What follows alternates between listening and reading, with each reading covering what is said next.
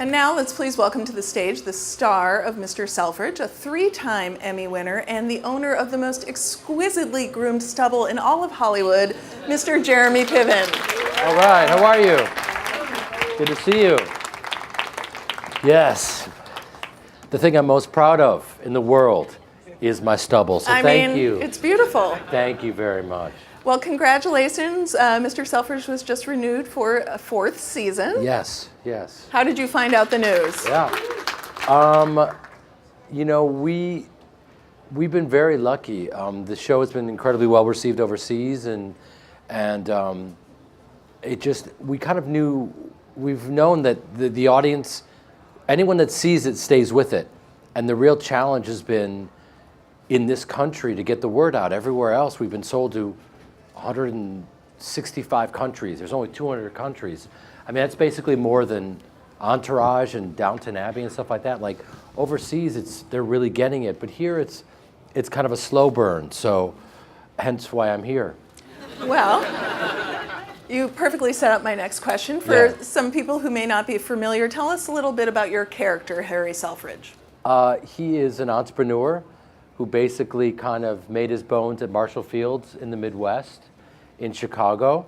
And this is the late 1800s. And then in 1908 decided to take the show on the road and break ground in London. And they had no shopping culture. So he had to invent the culture. And he basically was a part of masterminding the department store as we know it. All the big windows that you see, those were his ideas. He thought of retail as theater, and he was a very colorful character, and he liked to put on a show. And so that's what he did. He had an amazing family and wife and kids, but at night, he would go out and he liked to gamble. He fell in love with a stage star of the time, Ellen Love, and the madness ensues. Well, yeah, as you hinted at during season 1, Harry's a philanderer. Yes. In season 2, he and his wife Rose work toward a reconciliation, but then toward the end of the season, she gets gravely ill. Yeah. Season 3, which Harry will we see? Well, it's interesting. He starts off as this showman, and he's filled with energy, and he's so passionate and ambitious, and the only thing that matters to him is winning and succeeding, and he, along the way, loses track of what means the most to him in this life, which is his love, his wife. And you see him slowly start to be taken down a peg because she doesn't want, she won't take it anymore. And he finally realizes that without the love of her, that life means nothing. So it's kind of a cautionary tale. He finally gets her back, and they're together, and he has everything. And she tells him that she's terminally ill. So season 3 opens on her funeral, and he has no idea how he's going to continue, not a clue, and he's lost. And at the same time, his daughter's getting married. So you have the yin and yang of the universe, and the entire season takes off with a bang, and it's filled with turning point moments. The stakes are raised, and so it's funny because we're living in a different culture now. We watch our shows differently. We binge watch. So I feel like, in a weird way, it's almost better that not everyone in the States has jumped on the Mr. Selfridge bandwagon. That, listen, I'm promoting the Entourage movie right now. There's a lot of attention that I can take and put on the Mr. Selfridge. And the reality is people can go, and instead of waiting each week to see the show, they can binge watch the first 2 seasons, which people love to do, and then start with season 3, which is our best season yet. And I ship out to London next month to start season 4. So by the time you finish season 3, you'll be ready for season 4. You've got it all worked out for everyone. Yeah, I have it all worked out. Yeah. And you'll see the Entourage movie June 5th. Yeah, there you go. I've seen it. It's good. It works. Thank God it works. Otherwise, I'd be in trouble. Yeah. So between the season 1 philandering Harry and the season 2 trying to get his wife back Harry, which one was more fun to play? It's all fun.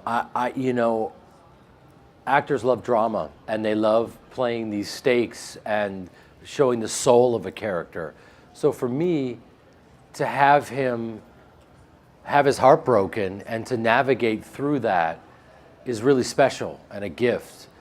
And to play this role is a gift because I played Ari Gold for 8 years, and it was a gift to be working, but to play such a reactive, high energy, insane individual. And I love that. But to play the antithesis of that, and to play this turn of the century gentleman who led by example and through love and treated everyone as an equal. Ari Gold, ruled with an iron fist and was an equal opportunity offender.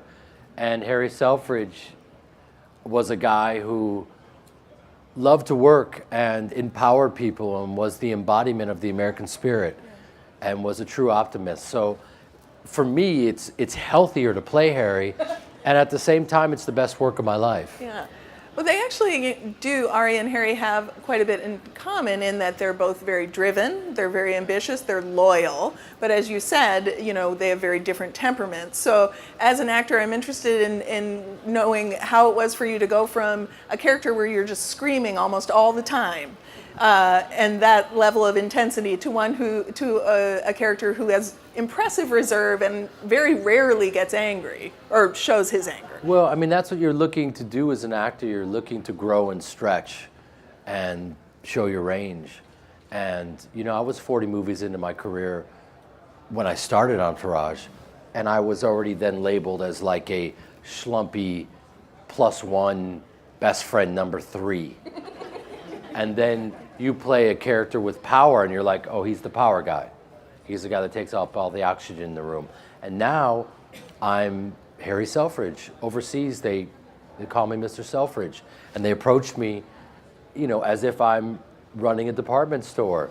And it's awesome. I can't help them, in any way, shape, or form, but I love it. So season 3 takes place, it opens in 1990, and the war is over, and there's a lot of change afoot, and Harry's expanding his empire, and he says to Mr. Crab, we have to move forward. So can you talk a little bit about how the themes of change and progress sort of play out throughout season 3?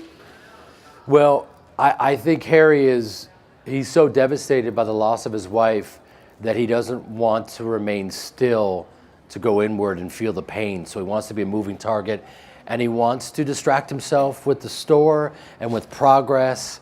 And he always did that anyway, but now he's even doubling his efforts. And he was the first to do so many things. He came up with the phrase, the customer's always right. The idea there's 200 days till Christmas, that was all him. He was the guy who developed these large windows that we see in all the stores. You go to Macy's or whatever, that's all him. He was that guy. He was a real innovator. So he put television cameras in the store so you could come and videotape, so you could film yourself and do your own little reality show before the television was out to the public. I mean, he was so ahead of his time, it was incredible.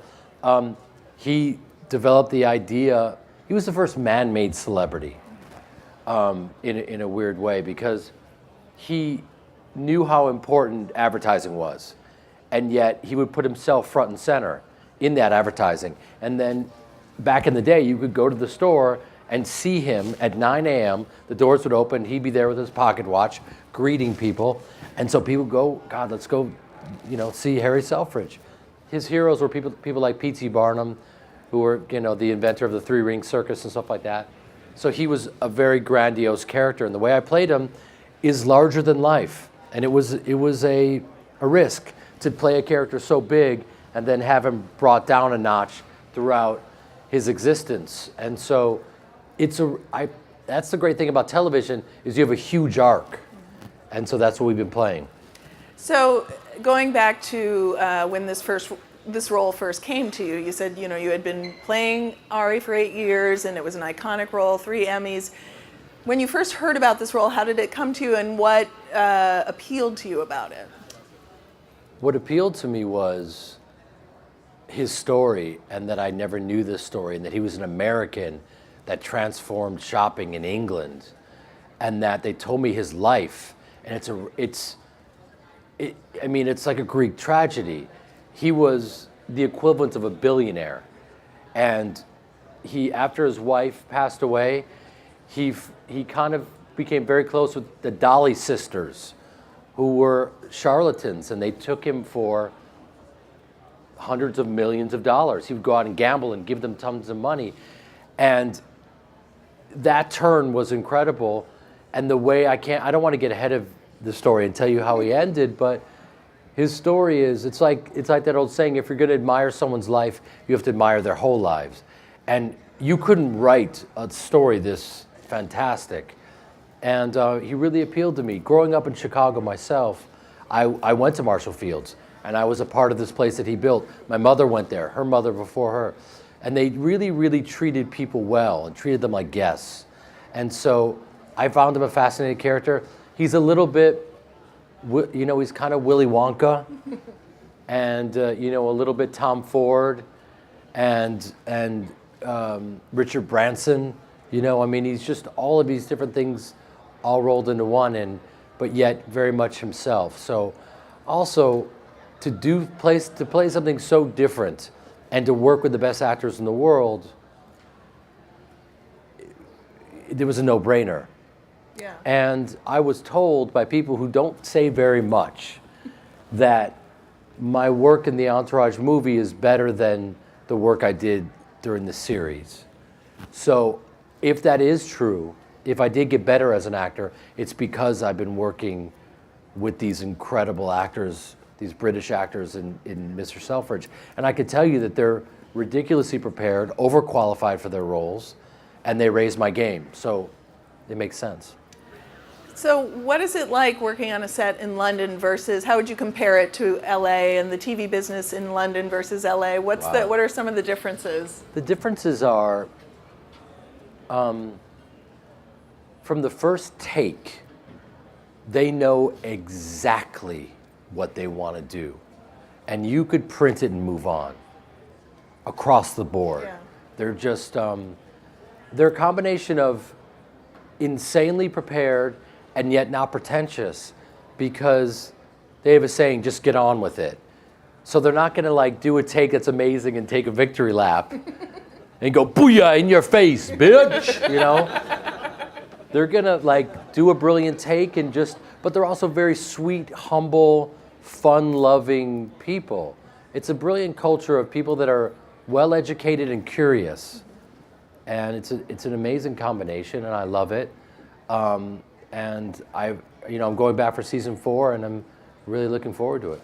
Is it? I remember reading one of your interviews. You said it's a little more efficient in London too. That you're in, you're out. They get their day done. It is more efficient. I mean, look, you're gonna use whatever you're given. If they say to you, just keep shooting till you got it, your director will keep shooting 17 hours. Because they're gonna listen. We have no time. Let's just keep shooting, and you're gonna wear the crew out and the cast. If they say, as they do in England, at 12 hours, you're done, you're finished. They then, necessity is the mother of invention. They're going to be incredibly inventive and figure out a way to get filmic coverage in 12 hours. In other words, to get the kind of coverage that you need 14, 17 hours for, they're going to figure out a way to do it at the speed of light without sacrificing the quality. And it's kind of a miracle how they do it, yeah. So you mentioned the fans, the Mr. Selfridge fans in London. They call you Mr. Selfridge. Yeah. After years of having people yell, "Hug it out, bitch," at you on the street, what is it like? How would you compare these Mr. Selfridge fans, and what kind of encounters have you had with them? Well, I had this woman say that she got a mani-pedi at Selfridge's, and it didn't last her long enough. And that, could I please talk to the staff? And I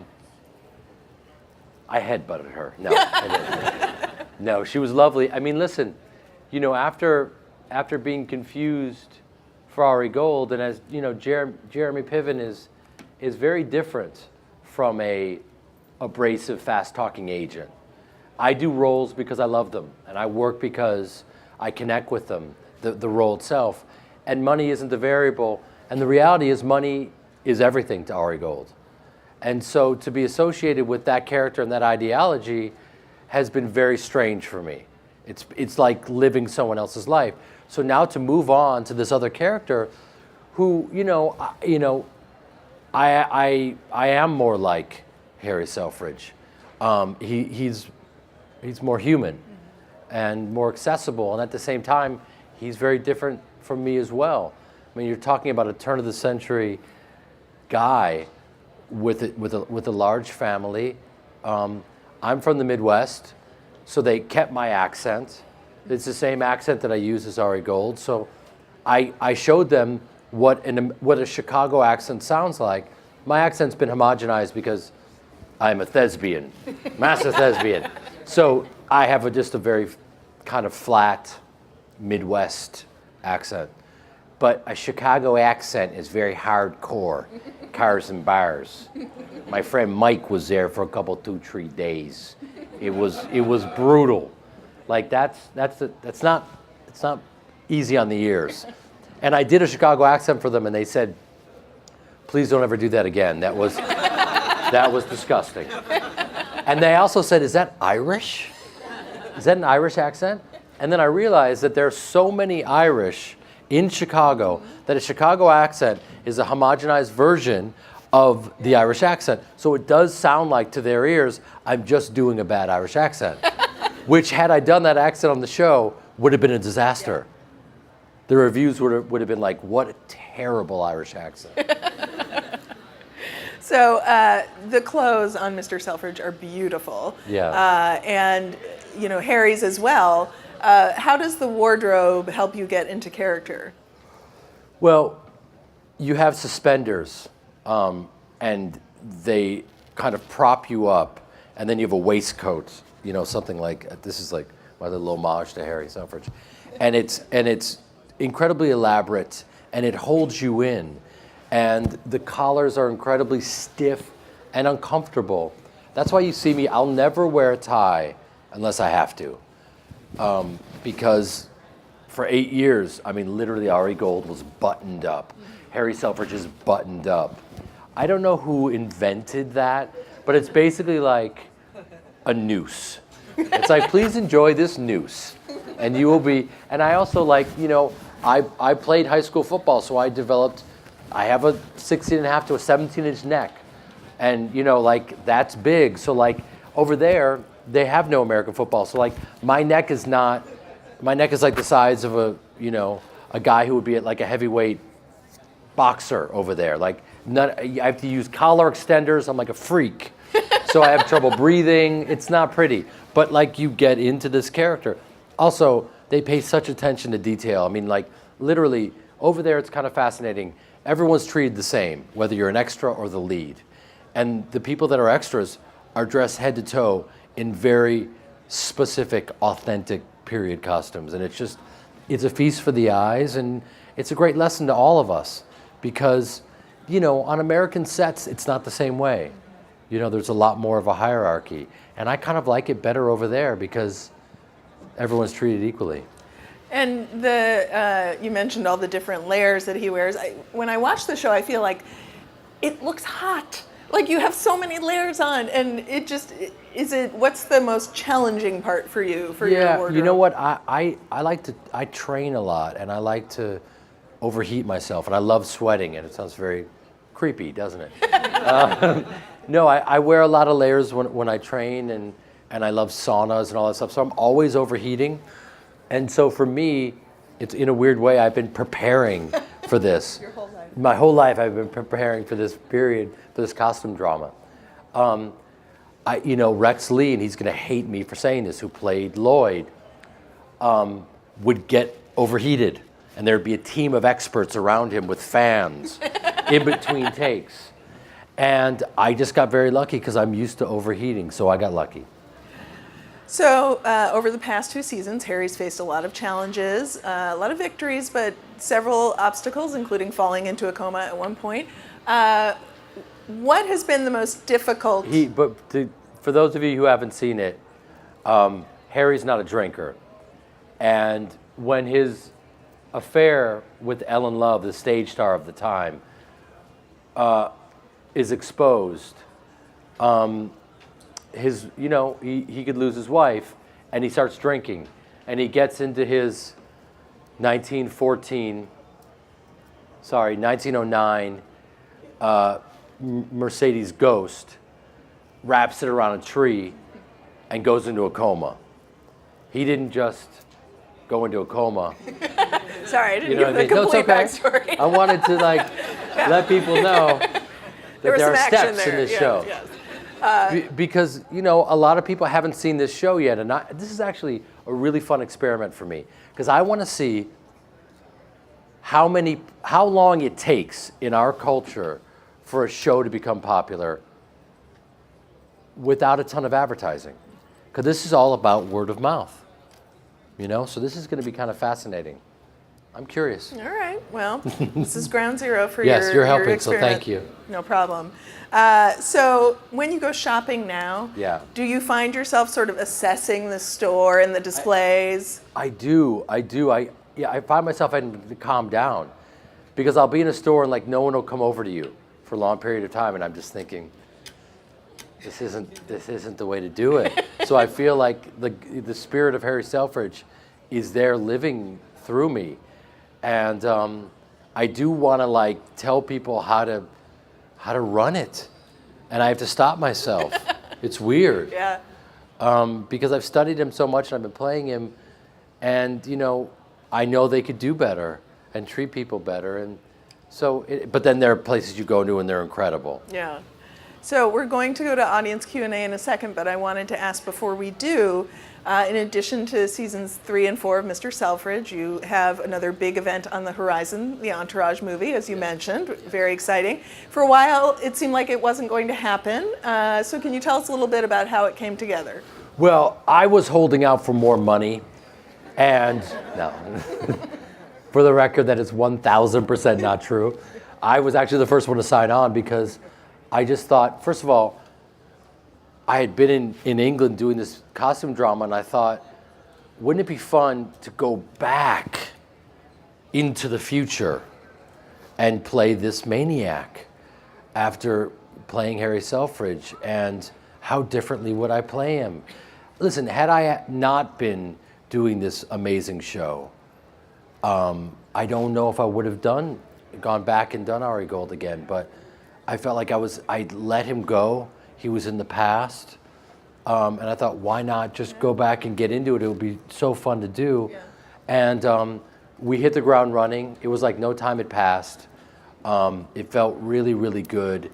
And I do think it's explored and heightened in a better version of the series, And there's a lot of pressure, and I'm very proud of it. And you've seen it? I've seen it. You vouched for it. Stamp of approval. Excellent. Yes. All right, well, I think we can turn it over to audience Q&A. Hi, big fan. Thank one you. of my favorite movies is Smoking Aces. Nice. Can you talk about preparing for that character and what you had to do and stuff? Yeah, Smoking Aces was, before its time. Think about this cast for a second.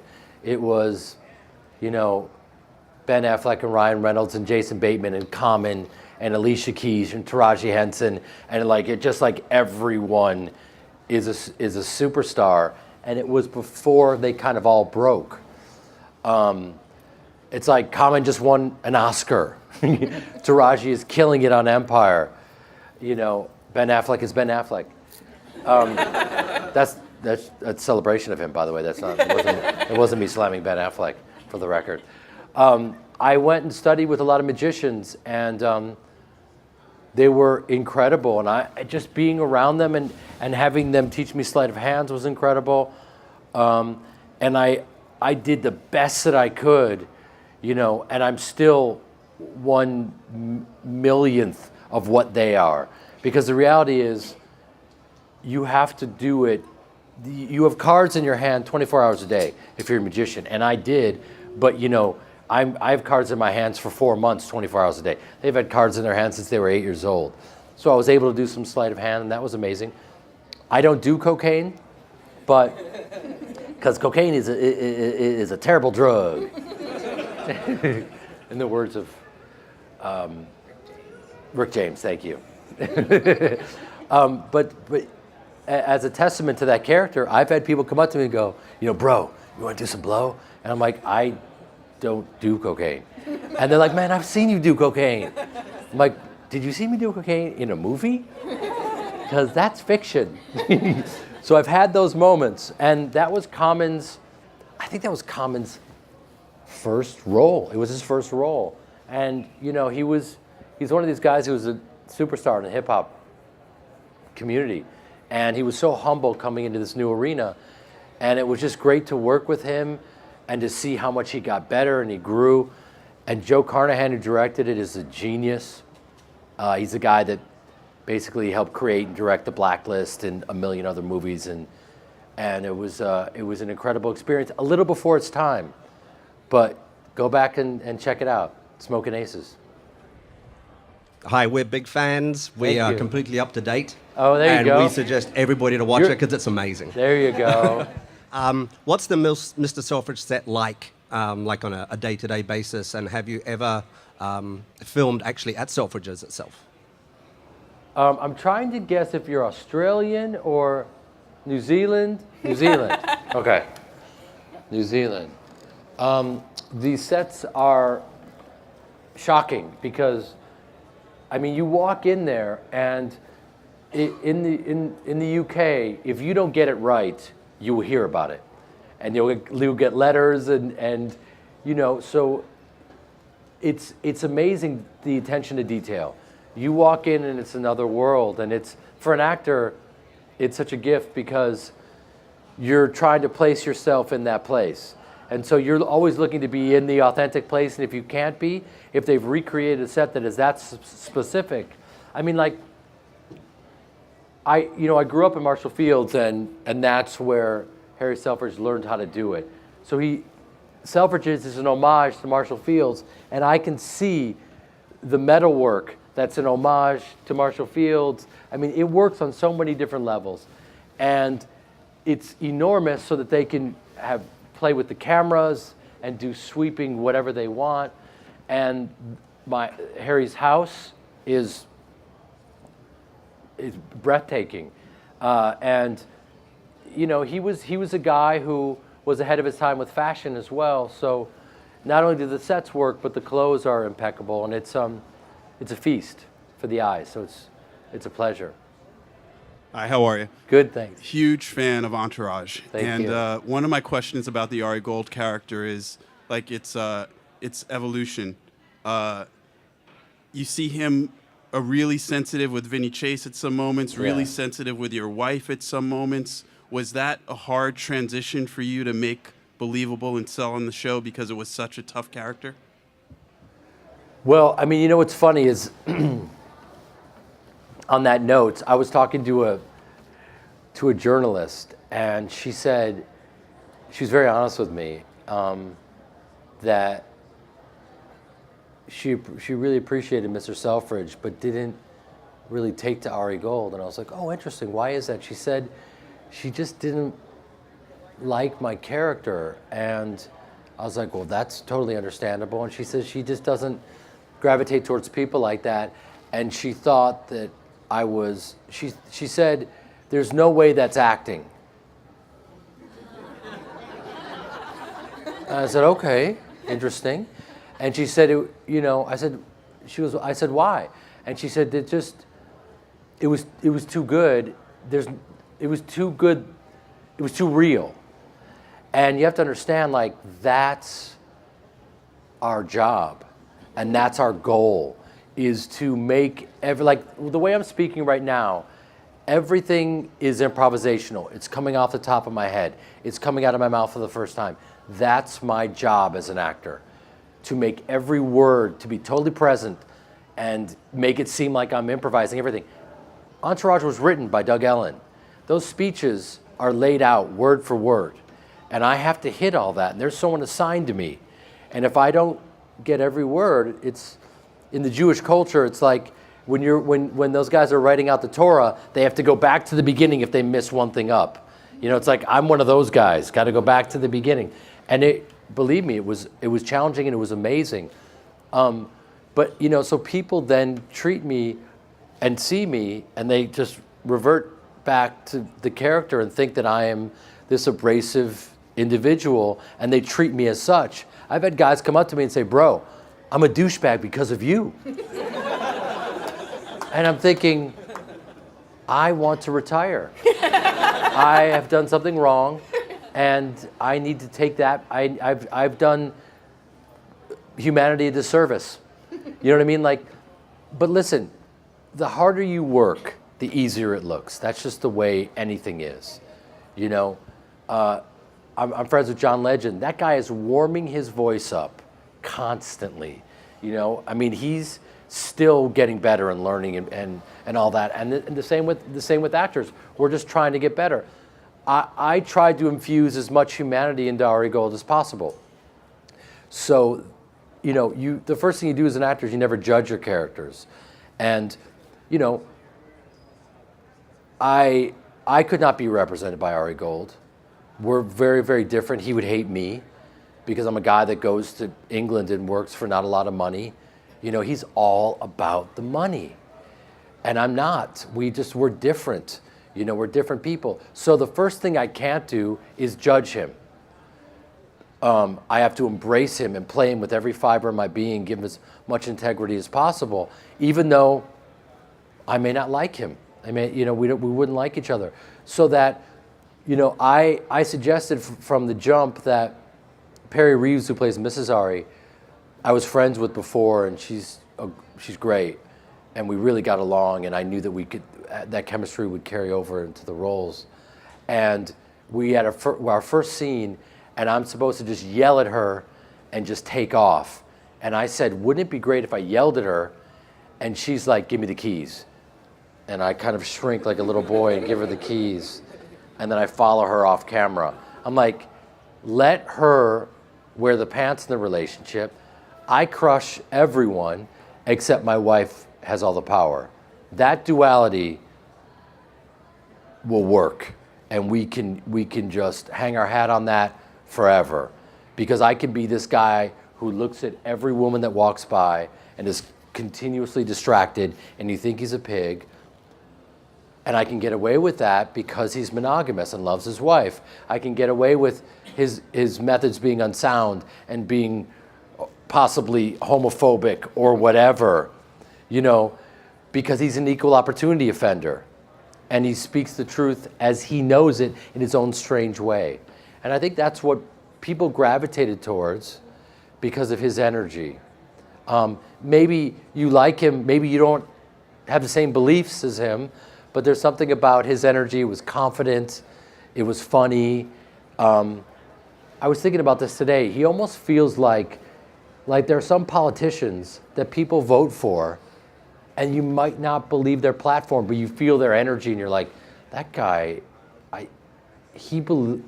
like their energy is confident, and they believe themselves. And so you see that and go, I think he's speaking the truth. I'm with this guy. And you might not even believe in his platforms. I digress because that's a whole other problem that we need to face.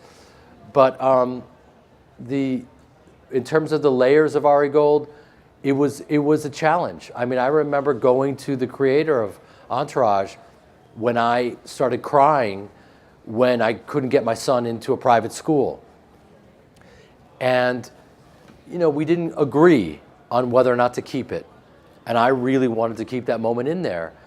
And I remember one of the credos of the Entourage series was you'll never see a close-up in Entourage. A lot of movement, a lot of just wide shots, you know, camera roving, and it had a lot of movement and energy. And I remember playing the scene where Dan Castellaneta he's the voice of Homer Simpson, genius guy, was playing the headmaster of the school. And he's saying, your son's not going to get in, not because of him, because of you, because you're abrasive, you're always on the phone. And I just remember that hit me and I started crying. And I said, can you bring the camera in a little bit? And they're like, we don't do that on the show. And I literally took the camera and brought it in.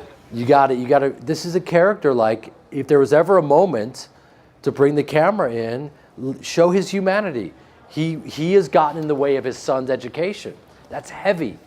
So they brought the camera in because I'm a total ham, and I begged for it, and it worked. And I was lucky enough to win an Emmy for that, you know. So I you know, there are things like that. Listen, showing dimension is the best thing you could do, and people want to see that. They don't want to see a one-dimensional character. They want to see the layers. None of us are just one thing, you know. No one is a devil in their own story. Your role as Ari Gold really inspired me to get into entertainment industry. I was in fashion my before. God, am I sorry I about know, that. I'm crazy, right? So I know you actually were not an agent in real life, but Yeah. as your experience, you seem like you on the show, you loved it and you hated it at the same time. What's your thought on working as an agent or a publicist for a celebrity in the industry? You know, as an actor, you know, what you want is an agent who gets you and who will fight for you. And because, I mean, I can only speak for myself, and you know, for a lot of people, like, acting is, there's so much rejection. I mean, you have to have thick skin. Like you know, it's just it's the nature of the beast. And so you have to really love it. You know, people stop doing it because they can't take the rejection anymore. And I grew up on the stage, so I always thought, just get through it, because I want to get back to that feeling that I had when you're acting. So it gets you through those moments. So I always want an agent who gets how much I love it. And so I wanted to play an agent that got and loved his client. And that's the way he really felt and feels about Vinny Chase. And it's funny because his first order of business in the movie, I mean, I'm going to tell you things that I shouldn't be telling you. Should I be doing that? Yes. I don't know if maybe I'll be fired. Too late. It's already filmed. I'll go to actor jail. We pick up with Ari Gold where we left off. It's 6 months later, and he's in Italy. And where would Ari Gold be without any type of communication? He has no Wi-Fi. He loves his wife. They're together. It's perfect. He's living the dream. But he can't communicate with the people. We left him with this incredible conundrum. He was offered basically to be God in his industry, to run it all. And he can't even contact those people to tell him his answer because he can't get a hold of them. So I wanted that to hit the ground running in this height of frustration, and that's kind of where we pick up with him. And he does take the job, and his first order of business is to take care of his boy and to give Vinny Chase the lead role in his first movie that he's greenlighting. Does that character exist? I don't know. I hope so. I'd like to find him, but I wanted to play him, you know, and that's what we all want as actors, is someone that gets us. And, you know, that's all you can hope for.